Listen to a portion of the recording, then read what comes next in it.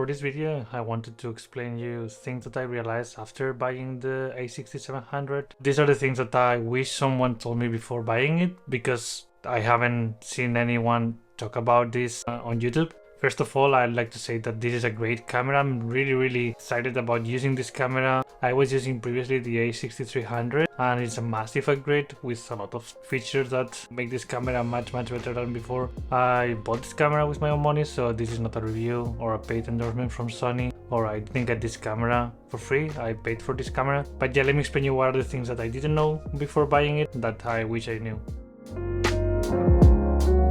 Let's start with a positive thing. First thing is that I expected B30 cars not to work with this camera unless I was shooting in 1080p, but that's not true, even if the user manual says that you need B60 or B90 cars to record 4K. I have this SanDisk SD cars Extreme Pro version that are the B30 cars that are much cheaper than the B60 and B90 cars, and I own 3 of 64 gigs. This is what I'm using right now, a B30 car for this recording, highest bitrate for 4K, 10-bit 422, and using the X-AVCS codec.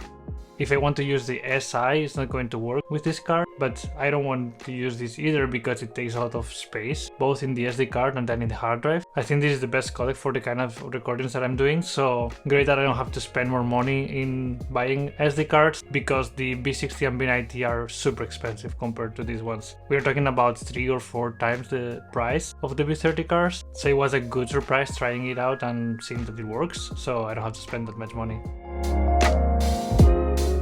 Depending on the machine that you're using to edit, you're going to notice that the files that you produce from this camera are not readable. I'm using an Intel machine from 2020, a MacBook Pro from 2020, and because of the graphics card doesn't have the hardware acceleration for the 10-bit codec, whenever I go to Finder and try to preview the files, this is not working because it's not able to reproduce the video, which is quite often inconvenient because you don't know what's in a specific folder unless you label it properly or you open it with another software. That's not happening with the M1 or later machines because they have hardware acceleration for this kind of codec. Just in case you know, if you have one of these machines, you're not going to be able to see or preview the files unless you transcode the files from the camera.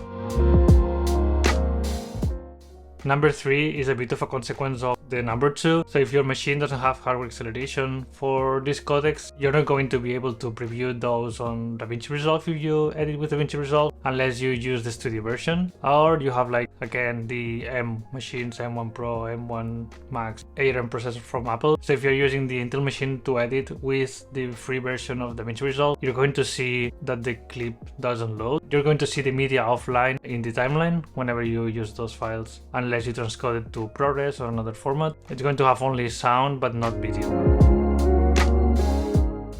Next thing is the edit process with these files. I use Final Cut Pro to edit videos, so I don't have the problem of using Resolve with this machine. But then whenever I load those files on Final Cut, yeah, you can display those files on Final Cut, but these are dropping frames all the time. It's super slow to edit, and I didn't have this problem till now. I was using 4K footage for a lot of time, even with a Mac Mini from 2012.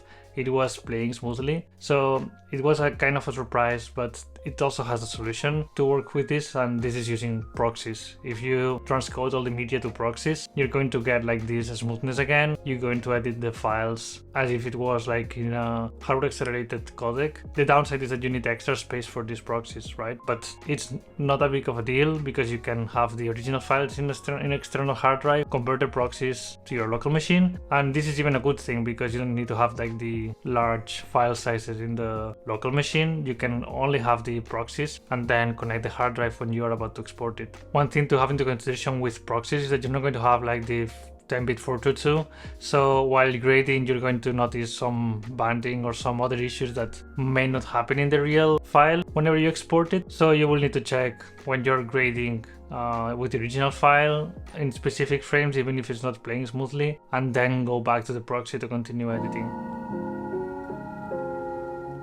Another thing that I realized is that I was wrong about how to grade S-Log 3 footage. I was thinking that neutral exposure will work right away. And the first videos that I recorded with the camera were like super noisy. So for that, what I learned after a couple of videos that I showed is that you need to overexpose plus 1.4 plus 1.7 depending on the environment. This right now it's even exposing plus 0.2 with the meter, but I know that it's going to be well exposed because I'm having a lot in the camera itself and I can see myself after the grading already, and it's going to look okay. If you want me to share the exact way that I expose the videos, I can record it in the video, so let me know in the comments below.